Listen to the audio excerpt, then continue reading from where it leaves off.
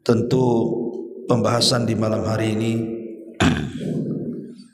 kita buat tema tentang nasihat seputar menghadapi bulan Ramadan. Karena bulan Ramadan hanya beberapa hari ke depan kita akan menghadapi Ramadan. Apa yang terpenting yang kita harus siapkan?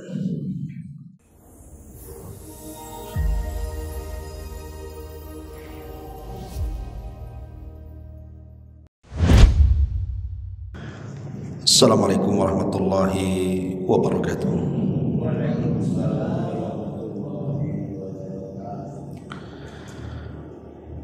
Alhamdulillah wassalatu wassalamu ala Rasulillah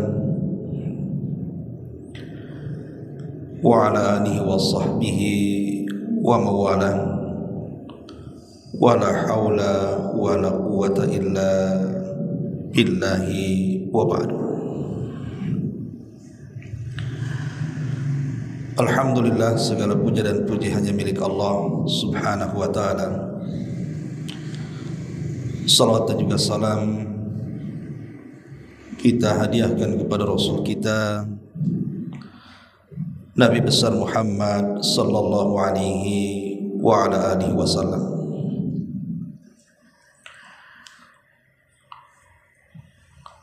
Alhamdulillah, di malam hari ini kembali kita bisa duduk untuk bertalabul ilmi di masjid yang kita cintai bersama,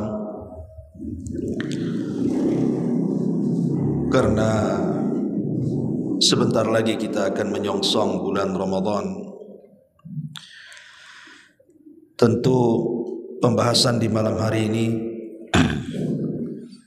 kita buat tema tentang nasihat seputar menghadapi bulan Ramadan.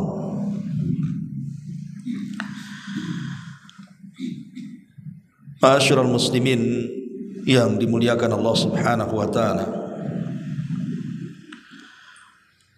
Allah subhanahu wa ta'ala berfirman di dalam Al-Quranul Karim, wa yakhluqu ma yasha wa yakhtar.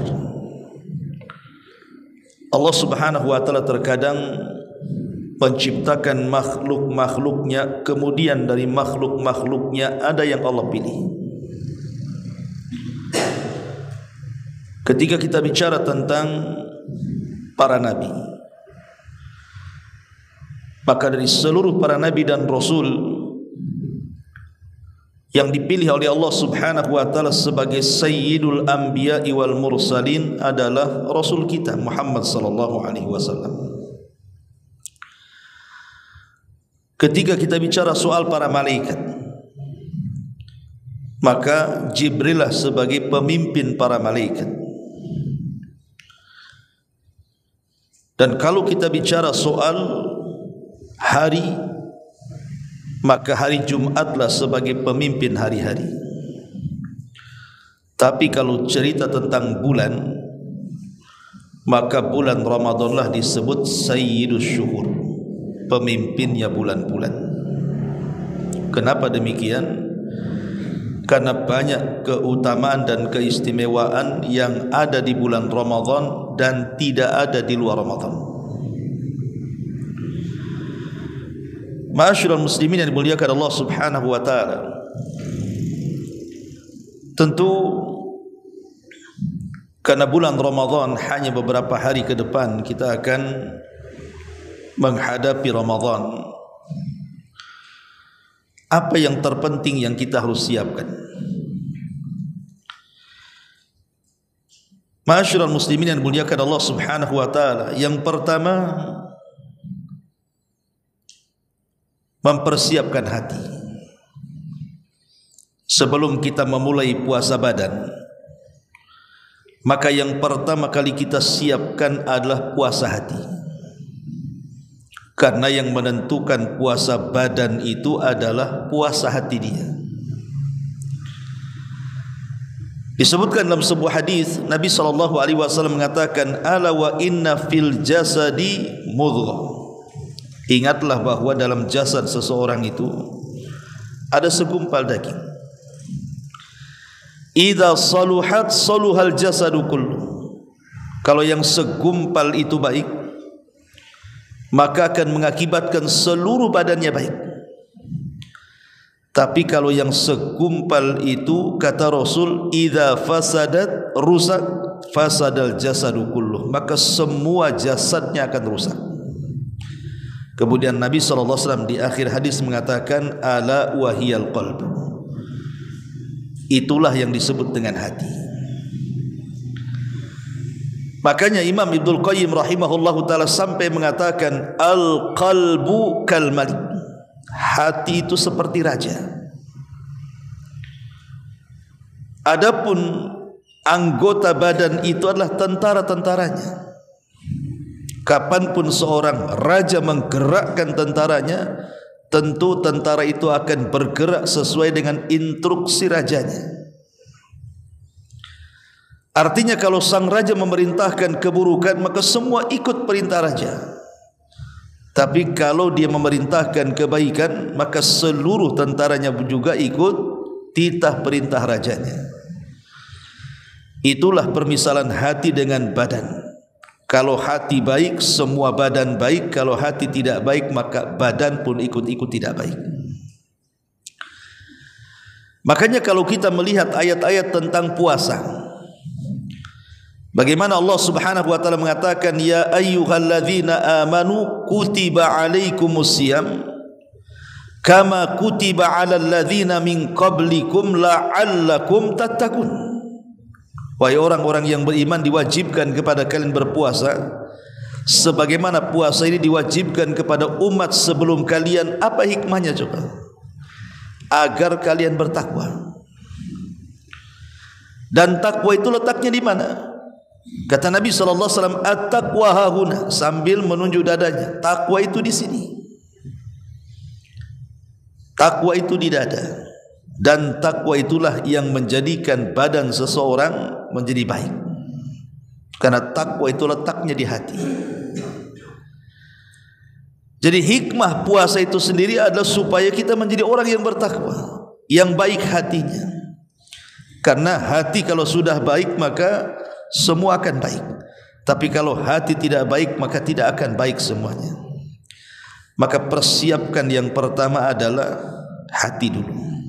Bersihkan hati dari seluruh penyakit-penyakit yang bisa mengotorinya. Ma'asyiral muslimin yang dimuliakan Allah Subhanahu wa taala, lah salah satu yang mengotori hati, yang bisa saja kemudian menciderai kemudian puasa-puasa kita kelak di bulan Ramadan, adalah dosa. Dosa inilah yang kemudian menjadikan hati itu kotor. Makanya Nabi SAW mengatakan, seorang hamba kalau dia melakukan dosa, maka akan diberikan satu titik hitam dalam hatinya. Kalau dia melakukan dua dosa, maka dua titik hitam akan diletakkan di hatinya. Kalau dia melaksanakan 3, 10, 100 ribu dosa, berarti titik hitam itu akan menguasai hatinya, sehingga hati akan hitam. Ketika itu hati menjadi sakit bahkan mati. Dan kalau itu yang terjadi, maka hati yang seperti ini susah akan menerima hidayah. Maka sebagai persiapan hati di bulan Ramadan adalah tajdidut taubah. Bagaimana kita caranya memperbarui taubat kita? Sebelum masuk Ramadan, kalau bisa kita sudah tidak punya dosa. Bagaimana caranya? Tentu yang pertama, tanamkan keikhlasan. Tanamkan keikhlasan. Mulai hari ini saya siap melakukan atau meninggalkan dosa karena Allah Subhanahu wa taala. Ingat, dosa itu kan ada 3 macam. Ada yang berkaitan dengan tarkul wajibat atau tarkul ma'murat, meninggalkan hal-hal yang diperintahkan Allah. Allah perintahkan salat, kita tinggalkan. Allah perintahkan baca Quran, kita tinggalkan. Allah perintahkan sedekah, kita tinggalkan. Allah perintahkan berbuat baik, kita tinggalkan. Itu disebut tarkul ma'murat namanya. Dan ini yang paling parah. Kemudian tingkatan yang di bawahnya disebut dengan tarkul mahdzurat, atau fi'lul mahdzurat. Fi'lul mahdzurat itu artinya meninggalkan yang jelas, melakukan yang jelas-jelas diharamkan. Seperti berzina, jelas haram dilakukan. Mencuri jelas haram dilakukan. Ghibah jelas haram dilakukan. Itu dosa di bawahnya. Lah ada dosa lagi yang nomor 3, ini namanya taksir fi ta'ah, meremehkan di dalam melaksanakan ketaatan.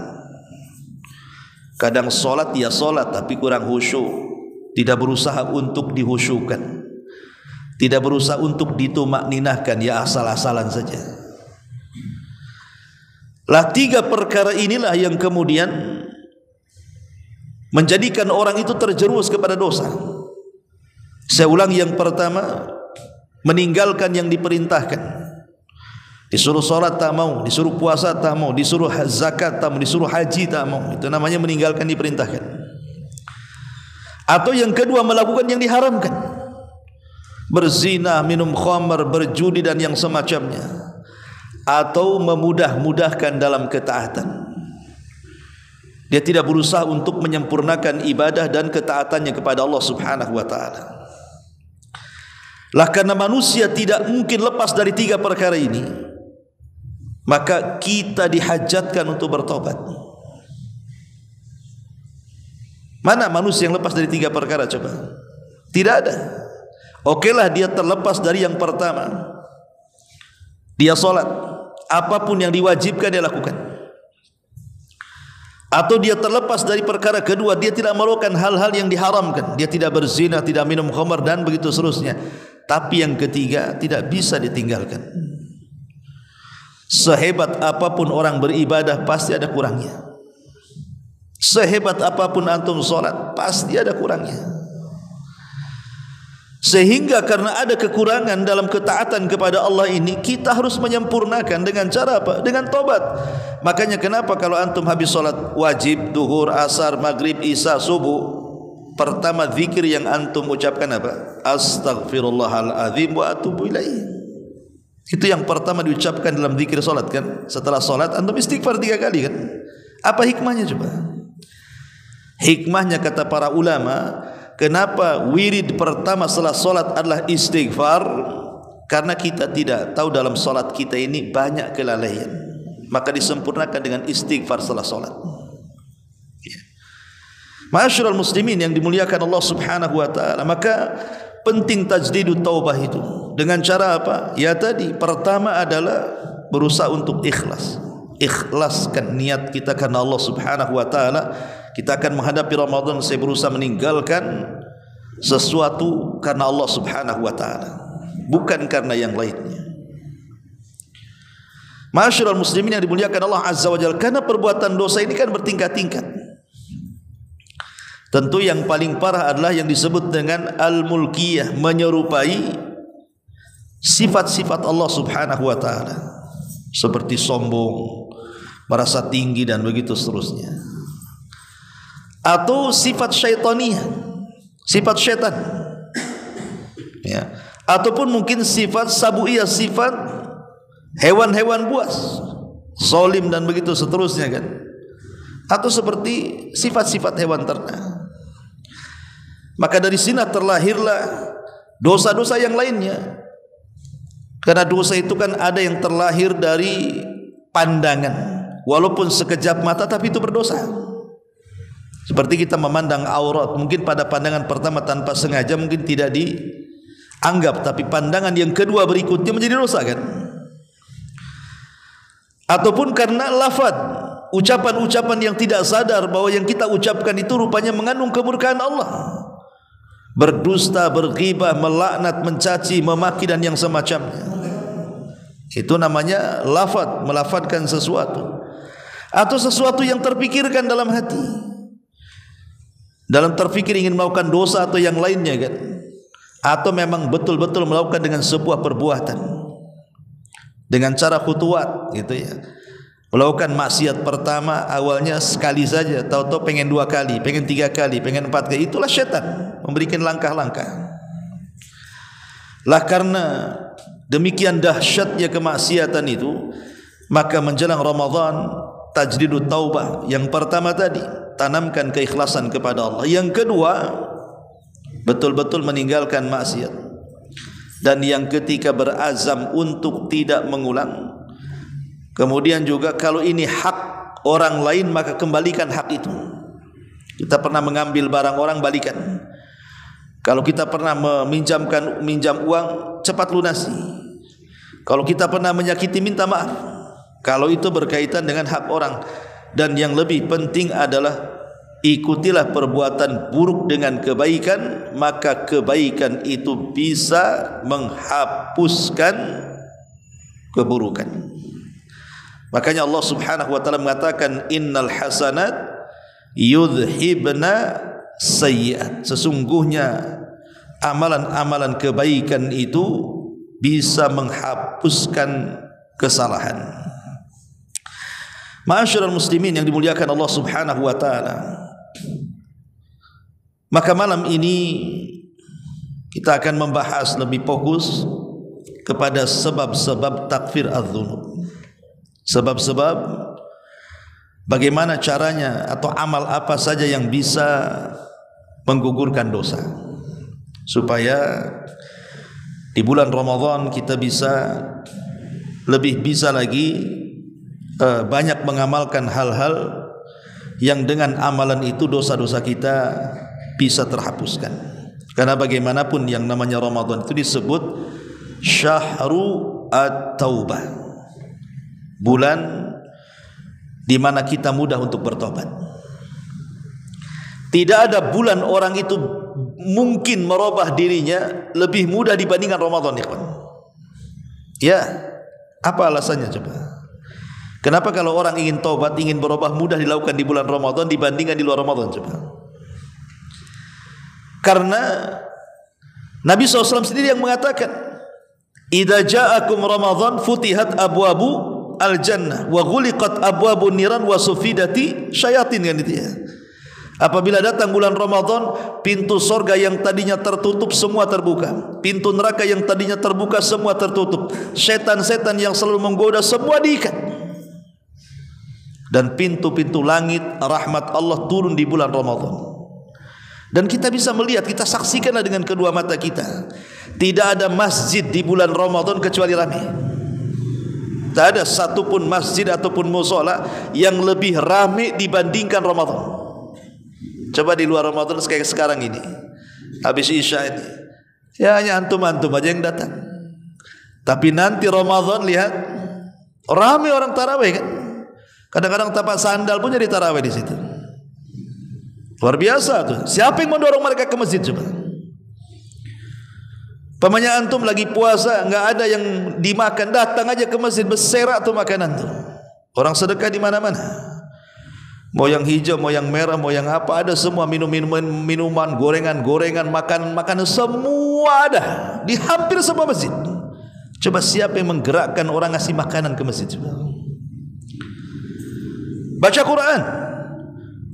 Hari-hari kalau kita di bulan Ramadan malam itu hampir semua masjid musola semua keluar baca Quran.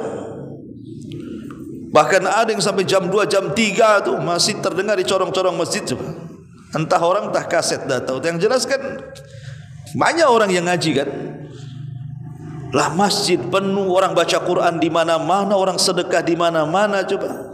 Orang yang enggak yang ketika di luar Ramadan enggak tutup aurat aja pakai jilbab dia. Pakai jilbab, malu dengan Ramadan.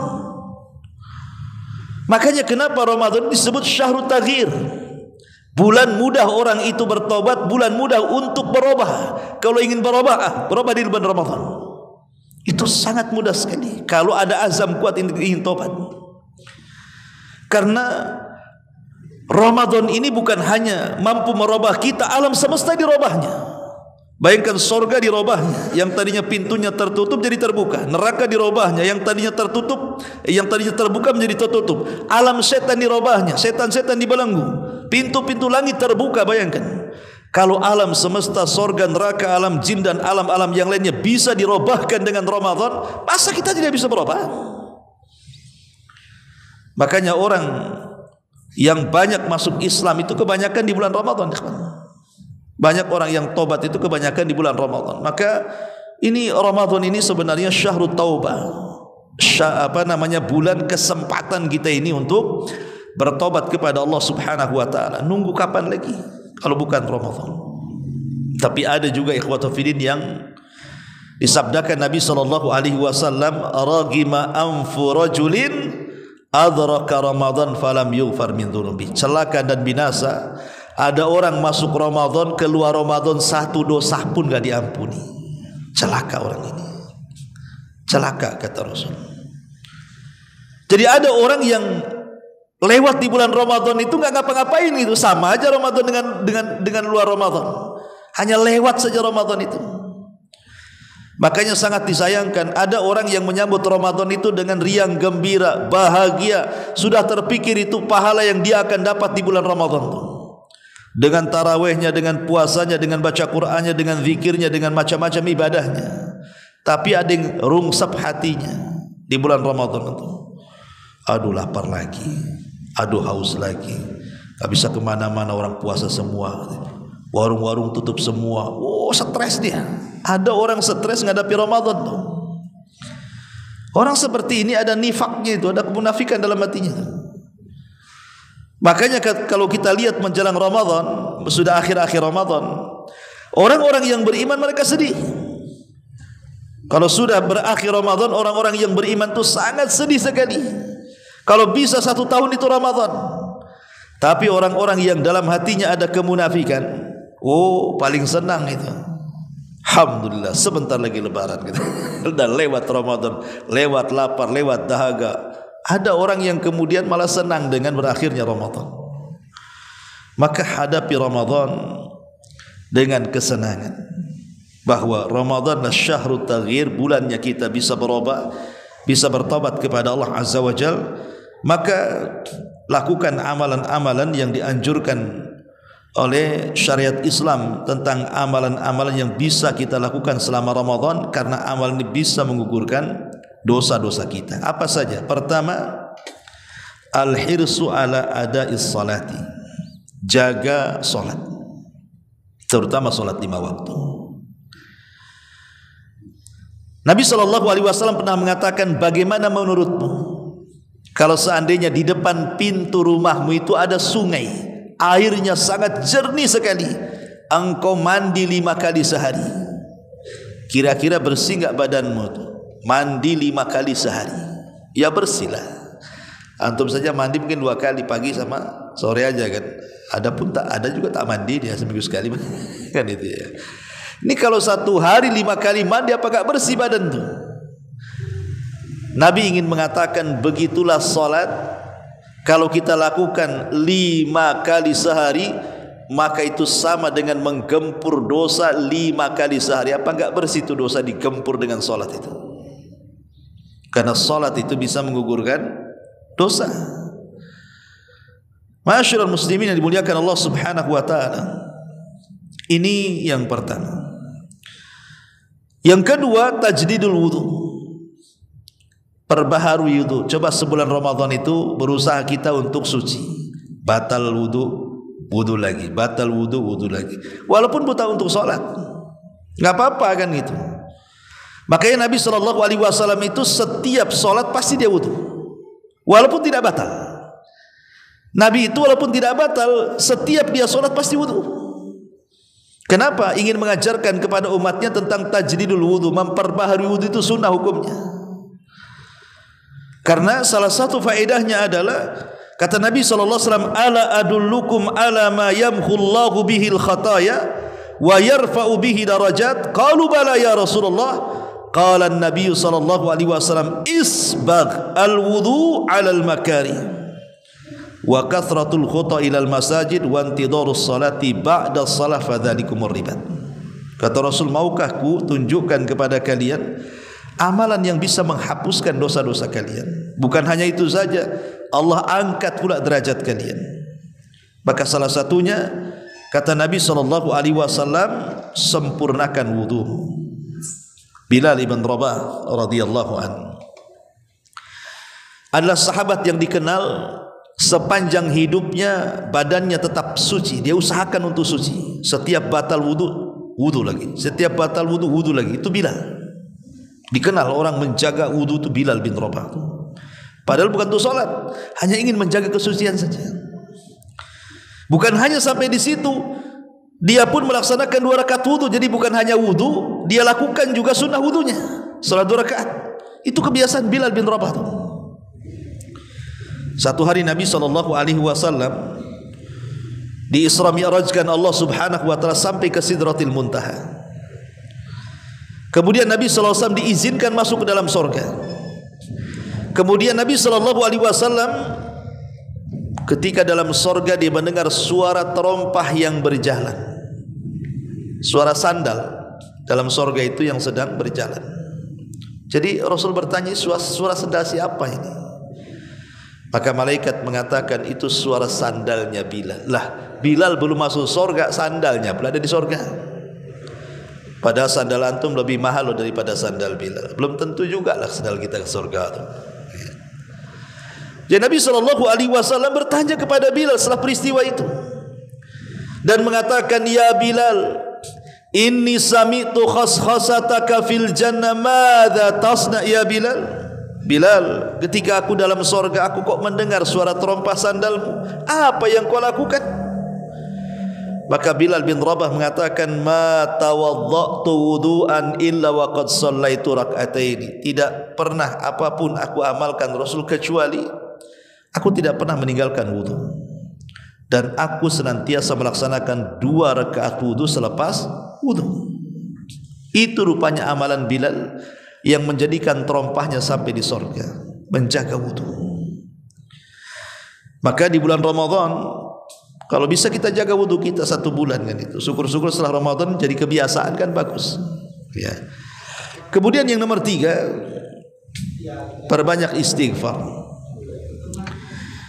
Allah Subhanahu wa taala berfirman dalam surah Al-Imran ayat 135. Walladzina idza fa'alu fahishatan aw zalamu anfusahum dzakarullaha fastaghfaru lidzunubihim wa man yaghfiru dzunuba illallah wa lam yusirru ala ma fa'alu wa hum ya'lamun. Dan orang-orang yang apabila mereka melakukan sebuah fahisyah, keburukan, atau melakukan kezaliman kepada diri-diri mereka, kemudian mereka langsung ingat Allah dan langsung beristighfar akan dosa-dosa mereka, maka barang siapa yang beristighfar dari dosa-dosa mereka, maka tidak ada yang mengampuni kecuali Allah Subhanahu wa ta'ala, dan mereka tidak terus-menerus terhadap apa yang mereka lakukan. Ayat ini memerintahkan kita bahwa setiap kita melakukan perbuatan dosa dan kesalahan, kalau bisa langsung lisan kita mengatakan astagfirullah. Astagfirullah, kenapalah saya tadi melakukan ini? Astagfirullah, kenapa saya tadi menggibah orang? Astagfirullah, kenapa saya tadi melangkah ke tempat itu? Astagfirullah, kenapa saya tadi melakukan dosa? Jadi langsung istighfar dia. Kalau orang setiap kali melakukan dosa kemudian istighfar, ikhwan, apa sih makna istighfar itu? Istighfar itu adalah talabul maghfirah. Kita meminta kepada Allah maghfirah, ampunan. Dan kalimat maghfirah itu ada 2 makna yang disebutkan para ulama. Ketika antum mengucapkan astaghfirullah itu apa maknanya? Maknanya, ya Allah, dengan aku mengucapkan istighfar astaghfirullah, ya Allah, tutupilah dosa-dosaku dari manusia, dan jangan kau azab dosa-dosaku kelak di akhirat. Itu makna istighfar. Meminta kepada Allah agar aib dosa kita tidak ditampakkan kepada manusia, cukup kita dengan Allah saja yang tahu. Yang kedua, kita meminta kepada untuk dosa-dosa kita yang pernah kita lakukan di dunia, agar Allah jangan mengadabnya di akhirat. Itu makna istighfar. Coba bayangkan, sering saya katakan sama antum, betapa banyak orang yang kemudian hancur karirnya ketika satu aibnya dibongkar Allah. Kan ada, awalnya ada orang itu luar biasa, dimuliakan, kemudian dipuji-puji orang. Dia tidak tahu kalau dia ada aib. Ketika Allah bongkar aib itu, satu saja dari sekian aibnya, namanya langsung dicaci maki orang. Oh, rupanya nampak aja dia baik, rupanya begini-begini dia. Kan itu ya. Makanya kenapa kemudian orang itu masih dianggap mulia di mata manusia? Karena aib kita masih ditutup, ikhwan. Coba kalau aib kita dibongkar kepada manusia, ada enggak manusia yang mau menghargai kita? Tidak ada. Yang menjadikan kita mulia di mata manusia itu karena aib kita masih ditutup Allah. Makanya Imam Ahmad ibn Hanbal, ketika kemudian dia sedang belanja ke pasar, namanya imam besar, ulama besar, murid-muridnya banyak di pasar. Ketika sudah nampak Imam Ahmad bawa barang-barang, emang dulu kan yang belanja laki-laki, ya perempuan di rumah kan itu ya. Termasuk Imam Ahmad belanja ke pasar. Jadi murid-muridnya nengok gurunya bawa barang-barang, ya namanya muridnya ta'zim, ingin menghargai gurunya. Langsung mengatakan, ya imam, sudah barang-barangmu kami yang bawa, kamu jalan kaki saja. Semua barang-barang ini kami yang bawa, tidak usah repot-repot. Apa kata Imam Ahmad? Kalian memuliakan aku itu karena kalian tidak tahu saja aibku, katanya. Kalau seandainya kalian tahu aibku, saya yakin bukan barangku yang kuangkat, tapi kalian akan mengangkat pasir dan meletakkan di kepalaku, katanya. Tawadhu'nya Imam Ahmad. Tapi memang benar. Betapa banyak yang terjungkir balik orang itu ketika aibnya kemudian ditampakkan oleh Allah Subhanahu wa taala. Tidak perlu semua aib ditampakkan, satu aib saja bisa menggugurkan orang itu. Makanya dengan memperbanyak istighfar itu supaya kita tetap masih dipandang mulia manusia karena aib kita ditutup Allah. Yang kedua, lebih daripada itu, kita meminta dengan istighfar itu agar dosa-dosa yang kita lakukan di dunia itu tidak diazab oleh Allah. Sebab di dunia ini kalau setiap dosa Allah azab, tidak ada orang hidup di permukaan bumi. Siapa di antara kita yang tidak melakukan dosa? Siapa di antara kita yang tidak melakukan dosa? Makanya ada istilah, tidak ada manusia yang buruknya 100% dan tidak ada manusia yang kebaikannya 100%. Enggak ada. Allah tidak pernah menciptakan manusia itu berbuat buruk saja seumur hidupnya. Sebagaimana tidak ada manusia itu Allah ciptakan berbuat baik seumur hidupnya. Pasti yang namanya manusia itu sekali-kali berbuat baik, sekali-kali berbuat buruk. Itulah manusia.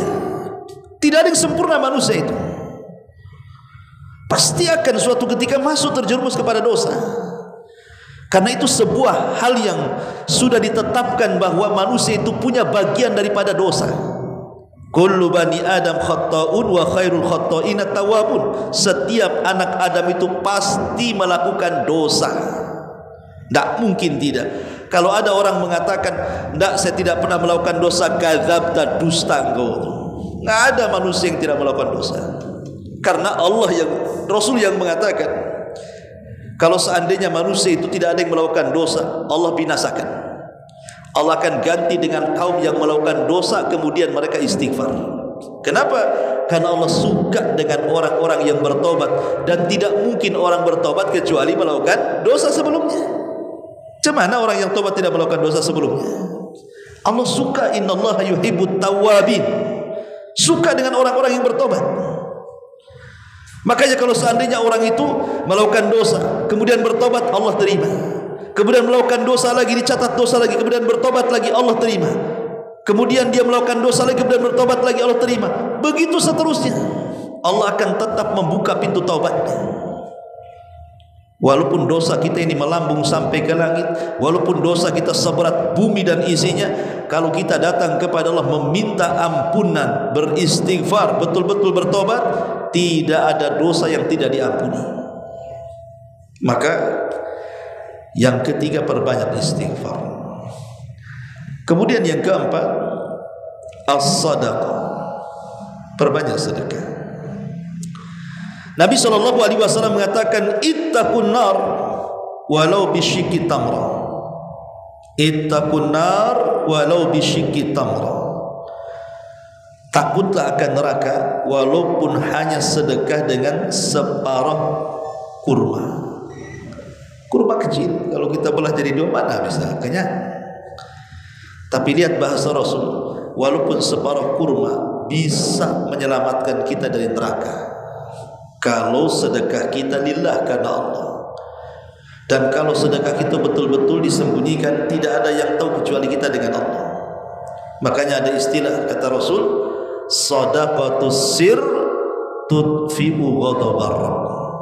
Bersedekah yang tidak ditampakkan alias dirahasiakan, tidak ada yang tahu kecuali Allah saja, itu bisa meredam kemurkaan Allah. Seandainya Allah takdirkan dalam catatannya, mungkin kita ini karena banyak melakukan dosa, harusnya mungkin kita ini diberikan ujian karena dosa kita, entah diberikan penyakit, entah kemudian harusnya dia kecelakaan, entah harusnya mungkin dibangkrutkan usahanya, entah harusnya dia itu berantakan kehidupannya. Boleh jadi karena dosa yang dilakukannya, tapi bisa ditolong itu semua dengan sedekah. Akhirnya Allah tidak jadi turunkan tuh balanya, Allah tidak jadikan turunkan ujiannya, bencananya. Kenapa? Karena melihat ada orang yang sedekah diam-diam, yang tidak ada yang tahu kecuali dia dengan Allah Subhanahu wa taala. Itu yang disebut shadaqatus sir tudfi'u ghadabar rabb. Sedekah yang sifatnya diam-diam, tidak ada yang tahu kecuali kita dengan Allah, itu bisa meredamkan kemurkaan Allah Subhanahu wa taala. Ma'asyiral muslimin yang dimuliakan Allah Subhanahu wa taala, sedekah ini bisa menggugurkan dosa. Dalam sebuah hadis Nabi SAW mengatakan, as-salatu nurun, salat itu cahaya, was-siyamu junnatun, dan puasa itu tameng antara kita dengan neraka, was-sadaqatu tudfi'ul khati'ah kama yudfi'ul ma'un nar, dan sedekah itu bisa memadamkan keburukan sebagaimana air bisa memadamkan api. Wal hasadu ya'kulul hasanat kama ta'kulun narul hatab, sementara hasad bisa memakan kebaikan sebagaimana kayu bakar bisa memakan kayu bakar, api bisa memakan kayu bakar. Lihat syahidnya di sini, was-sadaqatu tudfi'ul khati'ah kama yudfi'ul ma'un nar, dan sedekah itu bisa menghapuskan kesalahan seperti air bisa memadamkan api. Menunjukkan sedekah itu bisa menggugurkan dosa tanpa sadar. Ini yang ketiga. Kemudian yang keempat, yang kelima ya, yang keempat, berpuasa itu sendiri. Kalau kita masuk Ramadan kan kita berpuasa. Jangan lagi cerita puasa wajib. Puasa sunnah saja besar pahalanya. Coba perhatikan satu hadis Nabi SAW mengatakan, man shoma yauman fi sabilillah ba'adallahu wajhahu anin nari sab'ina kharifa. Barang siapa yang berpuasa satu hari saja karena Allah, puasa sunnah maksudnya, entah Senin Kemis, Ayamul Bid, puasa Daud atau apalah puasa gitu ya. Kata Nabi SAW, siapa yang berpuasa satu hari karena Allah, Allah akan jauhkan wajah dia dari api neraka sejauh berapa? 70 tahun perjalanan. Sab'ina kharifah.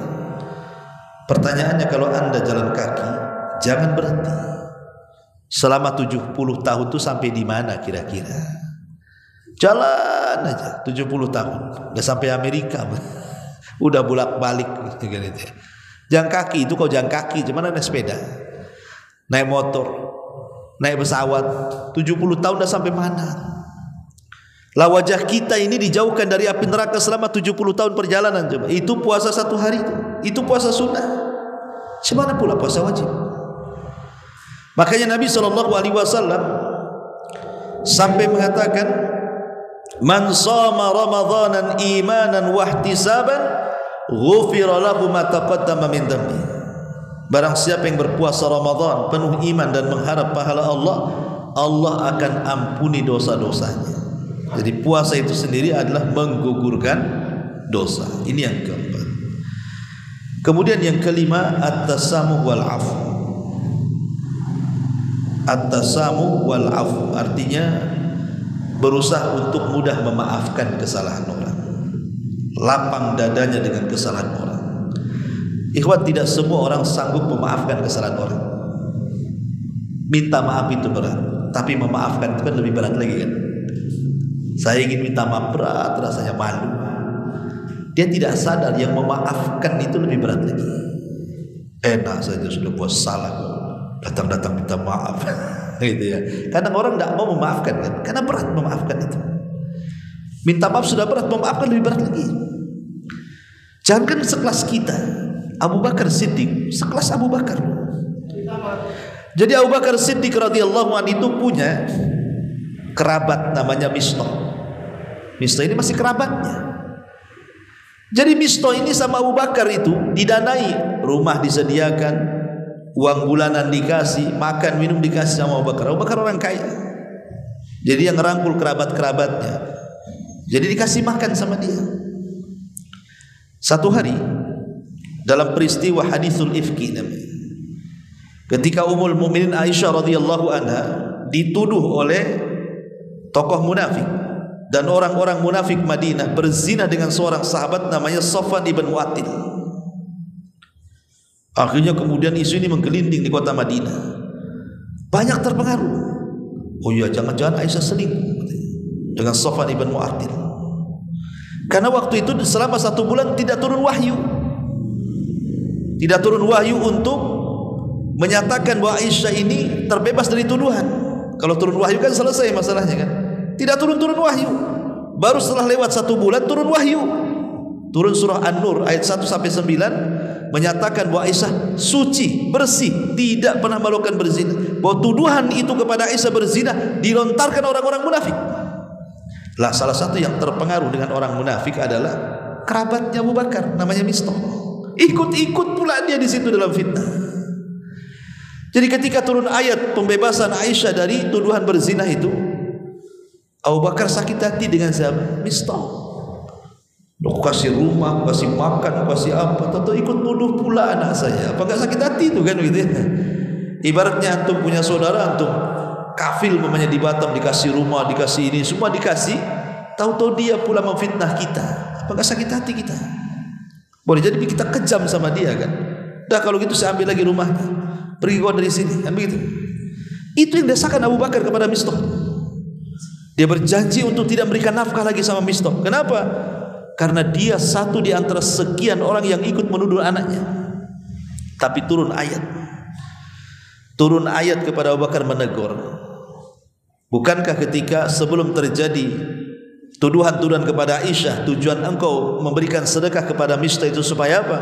Supaya mendapatkan surga, supaya Allah ampuni dosa-dosanya. Maka Abu Bakar, ya, maka tidak boleh orang yang diberikan keleluasaan rizki bersumpah untuk tidak memberikan nafkah kepada orang-orang yang berhajat. Akhirnya Abu Bakar pun sadar dan mencabut kata-katanya untuk tidak menafkahi, bahkan akhirnya menafkahi lagi lebih besar daripada sebelumnya. Coba bayangkan, kalau kita disakiti orang, mana mau kita bantu dia? Tapi itu Abu Bakar. Makanya kenapa sifat tasamu dan afu ini sifat mulia. Mudah memaafkan, mudah lapang dada, itu sifat mulia. Karena tidak semua orang bisa masalahnya. Memaafkan itu kan tidak semua orang bisa melapangkan dada itu kan.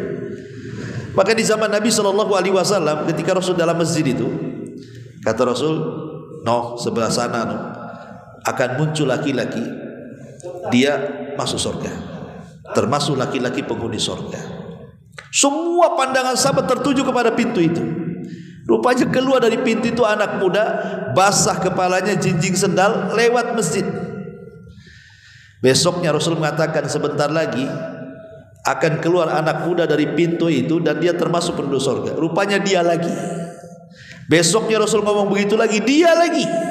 3 kali Rasul mengatakan asli dia aja yang keluar. Ada seorang sahabat namanya Abdullah ibn Amr ibn As radhiyallahu anhu. Abdullah ibn Amr ibn As itu kan terkenal ibadahnya tuh. Salat malamnya terkenal, baca Qur'annya terkenal, zikirnya pokoknya luar biasa Abdullah ibn Amr bin As ini. Kalau soal ibadah top markoto bahasa kita. Jadi dia cemburu. Begitu sahabat itu. Kalau melihat ada orang yang lebih tinggi ibadahnya, mereka cemburu ingin meniru. Jadi Abdullah ibn Amr ibn As ini penasaran. Banyak para sahabat yang dikenal solatnya, dikenal puasanya, dikenal ibadahnya. Kenapa Rasul tidak menunjuk orang-orang itu? Kenapa orang itu yang ditunjuk? Termasuk penduduk surga. Jadi Abdullah ibn Amr ini ingin menelisik amalan apa dia sehingga Rasul mengatakan dia termasuk penduduk surga. Pura-pura bertamu Abdullah ibn Amr bin As selama 3 hari. Tapi dia kecewa ketika sudah bertamu nginep di rumah anak muda itu. Tak nampak pula amalan anak muda itu lebih hebat dibandingkan dia dan dibandingkan para sahabat. Biasa-biasa saja solatnya, biasa-biasa saja baca Qur'annya, tak ada yang istimewa. Bahkan sahabat yang lain jauh yang lebih istimewa, lebih banyak. Jadi kecewalah Abdullah bin Amr ini tidak mendapatkan apa yang dikehendaki. Maunya kan dia bertamu itu maksudnya ngintip, mungkin dia tidak punya ibadah seperti dia mau ditiru gitu maksudnya. Tapi rupanya biasa-biasa saja ibadahnya. Jadi dia baru bicara setelah 3 hari dia terus terang. Bahwa kesini saya itu sebenarnya tidak ada masalah dengan keluarga. Karena saya mendengar Rasul bahwa kau termasuk penduduk surga.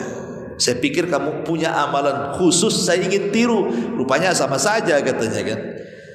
Akhirnya kemudian anak muda ini mengatakan, begini wahai Abdullah bin Amr, saya ini kalau sebelum tidur, sebelum saya pejamkan mata, maka saya keluarkan semua hati saya dan saya katakan saya akan maafkan malam ini semua orang yang pernah mendolimi saya, dan saya tidak akan tidur sampai saya memaafkan semua orang-orang yang telah melakukan kezaliman kepada saya. Baru saya tidur, dan itu saya lakukan setiap hari. Sebelum tidur saya lapangkan dada, saya maafkan semuanya, saya maafkan semuanya. Mau menggibahin saya, orang yang menghina, mencaci, memaki, saya maafkan. Kemudian tidur. Kata Abdullah bin Amr, ini yang tidak dimiliki sahabat yang lain. Boleh jadi mereka memiliki pahala solat, pahala puasa, pahala baca Quran, tapi belum tentu mereka memiliki pahala hati. Lihat bagaimana istimewanya pahala hati di sini. Amalannya apa? Memaafkan orang sebelum tidur. Kita samuh namanya. Kan luar biasa tuh. Makanya kemudian Allah Subhanahu wa taala mengatakan wa anta'fu aqrabu littaqwa wa la tansawul fadla bainakum. Dan kalau seandainya engkau lebih mampu memaafkan, itu lebih dekat dengan ketakwaan. Dan Allah mengatakan dalam surah Al-Imran 133 sampai 134, wasari'u ila magfirati min rabbikum wa jannatin arduha as-samawati wal ardu uiddat lil muttaqin alladzina yunfikuna fis sarra'i wal dharra'i wal kadhimina al ghaidha wal 'afina 'anil nas wallahu yuhibbul muhsinin. Bersegeralah kalian menuju ampunan Rabb kalian, dan surga yang seluasnya langit dan bumi itu Allah sediakan bagi orang-orang yang bertakwa. Siapa mereka? Orang-orang yang berinfak dengan infak baik terang dalam kondisi senang ataupun susah, dan orang yang menyembunyikan kemarahan, dan orang yang mudah memaafkan. Ya, Allah sediakan surga bagi mereka. Ini yang kelima. Yang keenam, al-hajj wal umrah. Kalau kita mampu di bulan Ramadan, haji. Karena haji itu bisa menggugurkan dosa. Maksudnya dengan umrah di bulan Ramadan kita sudah dapat pahala haji. Kata Rasul apa? Al-umratu fi Ramadan ta'dilu hajjata ma'i. Ibadah umrah yang dilakukan di bulan Ramadan sama dengan haji bersamaku. Dan lihat pahala haji kata Rasul, pulang dari ibadah itu seperti anak yang baru dilahirkan dari rahim ibunya. Kalau bayi baru dilahirkan punya dosa enggak? Enggak punya dosa kan? Makanya kenapa orang-orang yang haji itu kalau seandainya mereka meninggal saat haji dan lillahi ta'ala ketika hajinya, apa kata Rasul? Al-hajjul mabrur laisa lahul jaza illal jannah. Haji yang baik itu tidak ada balasan yang pantas kecuali surga. Karena pulang dari haji aja enggak punya dosa kan? Kalau hajinya lillah. Karena kalau cerita haji ini, oke lah pemerintah kita ini Masya Allah kan, mungkin karena seringnya memberangkatkan haji setiap tahun secara administrasi, keuangan, manajemen dan begitu seterusnya sudah tidak dilakukan lagi. Cuman kadang-kadang yang harus dimantapkan harusnya saat manasik haji itu apa itu? Niat. Banyak yang kemudian orang haji itu niatnya bukan karena Allah. Ya, banyak yang seperti itu. Sehingga masalah remeh-temeh saja, panggilan. Orang sudah haji tidak dipanggil Pak Haji itu sakit hati itu. Aku udah haji, panggil Pak Haji gitu. Itu sakit hati, udah peci dah putih masih juga dipanggil nama katanya. Ada orang yang apa, merasa uang udah habis tidak dipanggil hak saja kadang-kadang sakit hati. Ini kan niatnya perlu diluruskan. Anda ini haji supaya dipanggil Pak Haji atau apa gitu. Itu contoh saja, contoh kecil gitu ya. Lebih daripada itu kadang-kadang niat yang mungkin tersembunyi. Seperti umpamanya orang berpikir, kalau saya haji saya pengen mati lah di kota Mekah. Jadi hajinya bukan untuk menyempurnakan rukun Islam, tapi pengen mati di kota Mekah. Dia pikir kalau mati di sana masuk surga gitu maksudnya. Makanya ada seorang ibu-ibu datang bertanya, Ustaz, tolong doakan saya. Ini haji ketiga kali saya. Oh, ibu sudah haji 3 kali ya? Gitu. Ini haji ketiga kali, jangan sampai meleset doa saya wahai Ustaz. Gitu. Apa doa ibu? Cuman satu, Ustaz. Doakan saya kalau saya jadi haji ketiga kalinya ini, saya ingin mati di kota Mekah. Katanya. Niatnya ingin mati di kota Mekah. Jadi digoyoni lah ibu ini. Ibu bisa bahasa Arab? Tidak bisa. Jangan mati di sana. Malaikat sana nanya ya pakai bahasa Arab. Ibu tidak bisa bahasa Arab, mati di Batam aja lah pakai bahasa Melayu malaikatnya. Maksudnya ini guyonan saja. Jadi orang mati itu di mana saja bukan ibrah. Jadi ibrah kematian itu bukan di mana Anda mati, tapi ibrah kematian itu bagaimana caranya kita mati. Husnul khotimah, husnul khotimah. Sekarang kalau umpamanya mati di kota Mekah, sementara niat hajinya saja tidak karena Allah. Ya, niat hajinya tidak karena Allah. Terkadang ketika haji dia melakukan kesyirikan pula dia. Tapi banyak orang yang ketika talbiyah mentauhidkan Allah, labbaik Allahumma labbaik, itu kan talbiyah tauhid. La syarikalah, tidak ada sekutu bagi Allah. Tapi ketika manasik haji masih juga meminta-minta kepada makhluk di situ kan. Meminta-minta kepada kuburan. Saya bayangkan. Masyarul muslimin yang dimuliakan Allah Subhanahu wa taala, intinya bahwa umrah, kalau punya uang umrah di bulan Ramadan, itu ibadah salah satunya adalah bisa menggugurkan dosa dan pahalanya sama dengan haji bersama Nabi. Terserah mau di awal, di tengah, di akhir, kalau ada rezeki umrah di bulan Ramadan. Kemudian yang nomor 7, tafrij kurubat an mu'minin, berusaha untuk menghilangkan kesulitan orang.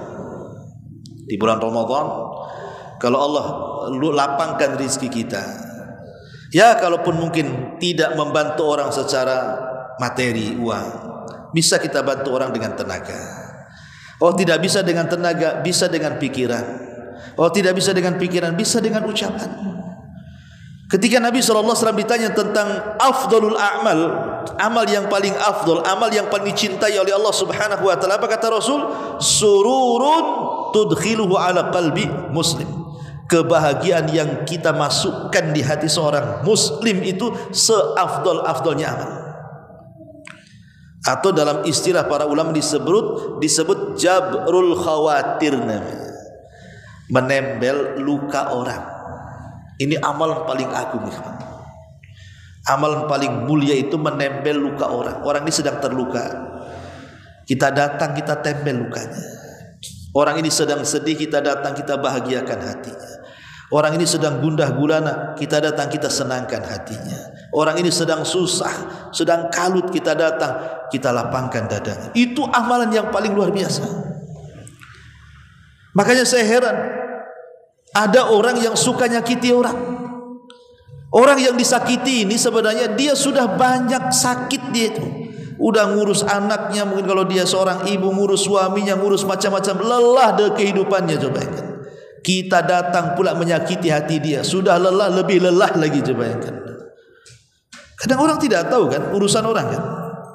Orang itu sudah lelah hidupnya, jangan dibuat lelah dengan kata-kata kita kepada dia.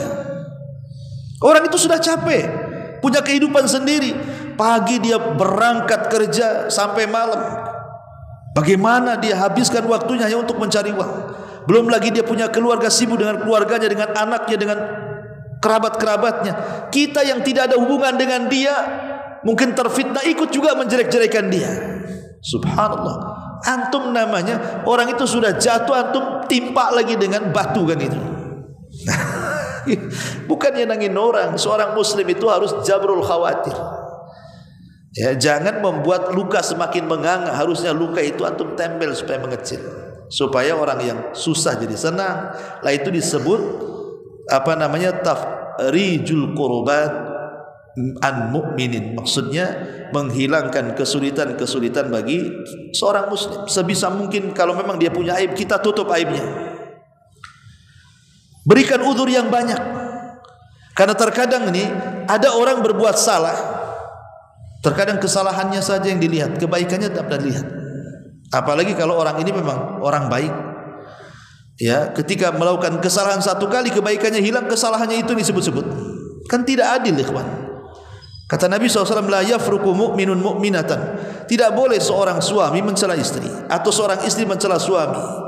Kalau dia tidak suka dengan satu akhlaknya, lihat akhlak yang lainnya. Kita tidak suka dengan tetangga, jangan lihat kejelekan tetangga kepada kita, lihat kebaikan dia juga kepada kita. Timbang, tetangga saya ini masih lebih baik.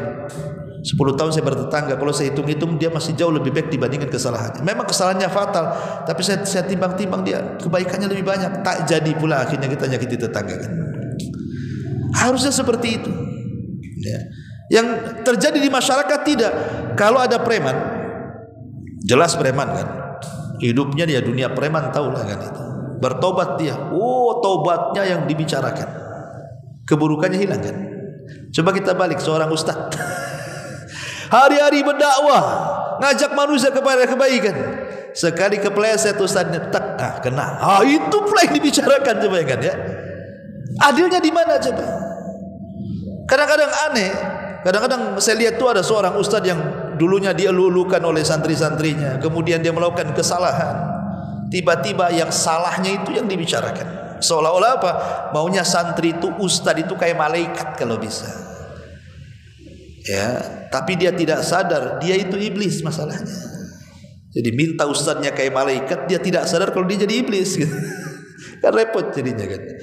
Ma'asyiral muslimin yang dimuliakan Allah Subhanahu wa taala. Kemudian juga yang nomor 8, as-sabru 'ala syada'id. Bersabar ketika mendapatkan banyak ujian. Sabar itu memang enak diucapkan di lisan tuh. Sabar, sabar. Sabar. Insyaallah saya sabar. Kan ada ya. Sambil ngulus dada, insyaallah saya sabar. Sabar ya, insyaallah saya sabar. Iya, banyak orang ngomong begitu. Tapi ingat ikhwatu fiddin, kebanyakan orang yang mengucapkan sabar itu sama dengan orang yang mengucapkan ikhlas. Ikhlas enggak? Ikhlas katanya. Dia teriak. Udah enggak ada orang yang gerutu dia. Dia. Memang kalimat-kalimat seperti ini, sabar, ikhlas, tawakal, mudah di lisan. Tapi dalam aplikasi perbuatan itu sulit sekali. Harus dilatih kesabaran itu. Jangankan kita sekelas Nabi, sesak dadanya. Ketika kemudian orang-orang kafir mulai mendustakannya, makanya Allah mengatakan, qad na'lamu annaka yadhiku sadruka bima yaqulun. Kami tahu kau wahai Muhammad, kau sesak dadanya gara-gara ucapan mereka. Nabi aja bisa sesak dadanya kan. Ketika orang-orang kafir kemudian menolak dakwahnya, mengatakan dia gila, dia penyihir, dia pemecah belah, macam-macam. Itu sekelas Nabi bisa sesak dadanya. Apalagi kita kan begitu. Tapi Allah Subhanahu wa taala membimbing Nabi kita bagaimana cara mengolah menjadi sebuah kesabaran. Makanya Nabi memberikan ajaran-ajaran untuk bagaimana seorang muslim itu bisa sabar dengan memberikan pahala dan balasan. Innama yuwaffas sabiruna ajrahum bighairi hisab. Bahwa pahala orang sabar itu tanpa batas. Berarti kesabaran juga tanpa batas, karena pahalanya tanpa batas juga. Saya sudah habis kesabaran Ustaz. Kan gitu.